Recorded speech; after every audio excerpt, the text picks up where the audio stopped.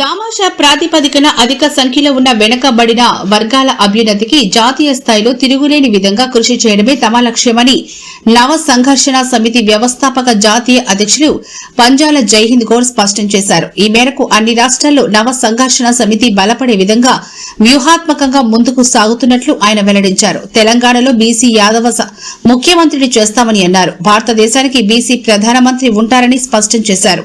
ప్రస్తుత ప్రధానమంత్రి నరేంద్ర మోడీ ఆర్ఎస్ఎస్ చేతిలో కీలు బొమ్మ అని ఆయన నినదించారు. ఆయన నిజమైన బీసీ అయిన పక్షంలో పార్లమెంట్లో బీసీలకు ఎంపీ సీట్లు మరియు ఎమ్మెల్యే సీట్లలో ఎందుకు రిజర్వేషన్ బిల్లు పెట్టడం లేదంటూ ఆయన నిలదీశారు. అందువల్ల నేరుగా బీసీ బహుజన రాజ్యం వస్తేనే హక్కుల సాధన సాధ్యమని పంజాల జైహింద్ గౌడ్ వ్యాఖ్యానించారు. 42% రిజర్వేషన్లు ఇవ్వడం చేతగాని రేవంత్ రెడ్డి ఆ నెపాన్ని స్థానిక సంస్థల ఎన్నికల నేపథ్యంలో బీజేపీపై రుద్దేందుకు ప్రయత్నిస్తున్నారని అన్నారు. అంతే తప్ప రిజర్వేషన్లు ఇవ్వడం అనేది రాష్ట్ర ప్రభుత్వానికి చిత్తశుద్ది లేదు అనేది స్పష్టమైందని చెప్పారు.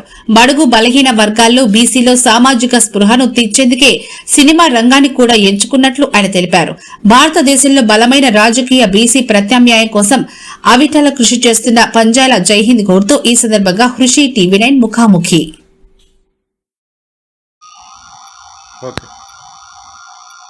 ఇప్పుడు మనం బీసీ సామాజిక దిగ్గజం సీనియర్ కాంగ్రెస్ నేత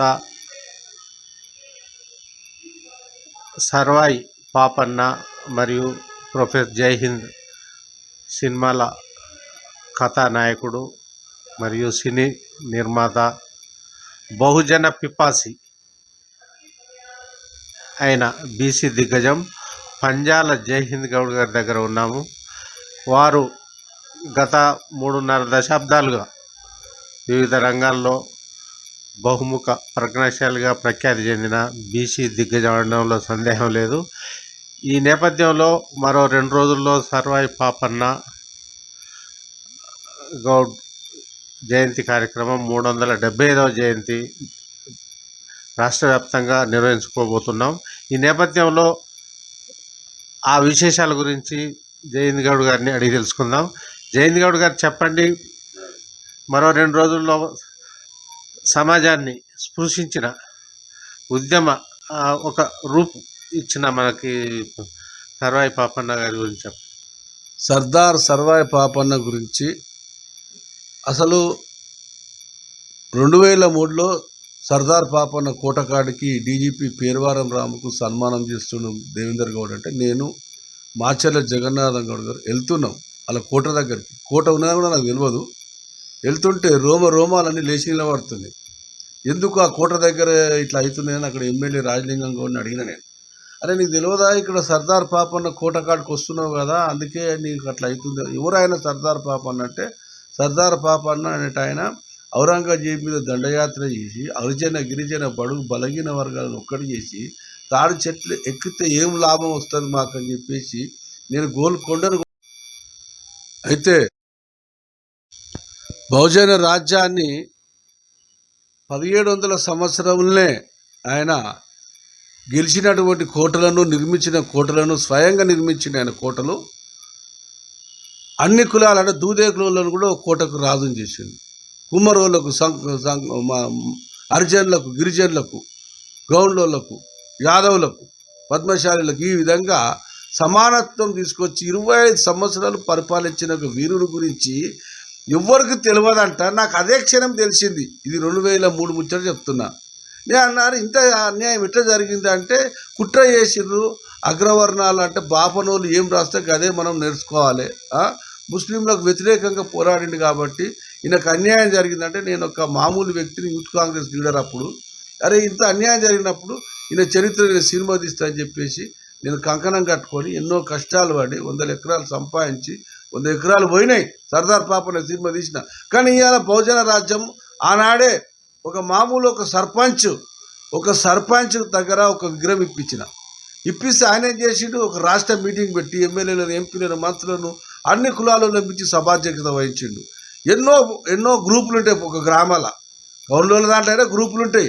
ఒక ఆయన విగ్రహం పెడితే ఒక ఆయన కాలు పట్టు కూస్తాడు.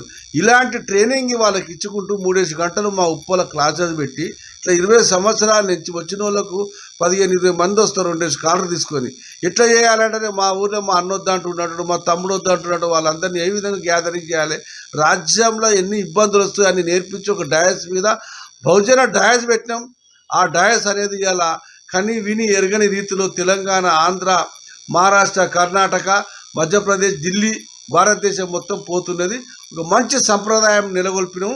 బహుజన రాజ్యం అంటే ఎట్లుండాలనేది నేను ముందు చూపుతోటి సర్వాయి పాపని సినిమా తీసిన. ఇలా రాజ్యం కోసమే బీసీలు అందరూ పోరాడుతున్నారు, రాజ్యం కావాలంటున్నారు. కాబట్టి 350 ఏళ్ళ కిందనే రాజ్యం పరిపాలించినటువంటి దిక్సూచిని తీసుకొచ్చి నేను ఇలా తెలంగాణలో స్టార్ట్ చేసిన. అది దిగ్విజయంగా పోతుంది. అయితే ఇప్పుడు రాష్ట్రంలో పరిపాలన సాగిస్తున్న పాలకపక్షాలు ఎవరైనా ఉండొచ్చు, వాళ్ళకి సర్వాయి పాపన్న స్ఫూర్తి అనొచ్చా? స్ఫూర్తి వచ్చింది ఇప్పుడు. ఎందుకంటే మేము 20 ఏళ్ళ నుంచి జయంతులు చేస్తే, విగ్రహాలు పెట్టిస్తే, ఎక్కడెక్కడ ఓటర్స్ దగ్గర తీసుకుపోయినది. పల్లెల్లో కొంటపోయినా ఓటర్ ఎక్కడ ఉంటారో అక్కడికి పోయినా అక్కడ వాళ్ళు భోజనాలు పెడతారు. అంటే సర్వాయి పాపన విగ్రహం ఓపెనింగ్ నాడు దాదాపు 1000 మంది వస్తారు. ఇవాళ ఒక నాయకుడు, ఒక ఎమ్మెల్యే ఒక మీటింగ్ పెట్టాలంటే 1000 మందితో 20 లక్షలు ఖర్చు వస్తుంది. బస్సు కావాలి, బిర్యానీ కావాలి, బీర్ కావాలి. ఏ రూపాయి లేకుండా ఒక ఎమ్మెల్యే కాడ ఒక గ్రౌండ్ వర్క్ అవుతుంది. ఆ ఎమ్మెల్యే కాన్స్టిట్యున్సీలో ఆయన పిలిచి ఆయన డాష్ మీద కూర్చుండబెడుతున్నావు, ఆ ఎంపీని కూర్చుండబెడుతున్నావు, సర్పంచ్లను కూర్చుండబెడుతున్నావు, జెడ్పీటీసీలను కూర్చుండబెడుతున్నావు. అంటే ఇప్పుడున్నటువంటి పాలకులకు కూడా, అప్పుడున్న 20 ఏళ్ళ నుంచి పాలకులను కూడా ఒక గ్రౌండ్ వర్క్ వాళ్ళకు ఒక మాకు మైలేజ్ వస్తుంది. అబ్బా పాపన్న విగ్రహం ఓపెనింగ్ పోతే ఒక 500 మందితో ర్యాలీ, ఇటువంటి కార్యక్రమాలు అందరినీ గౌరవించి కూడా చేసిన.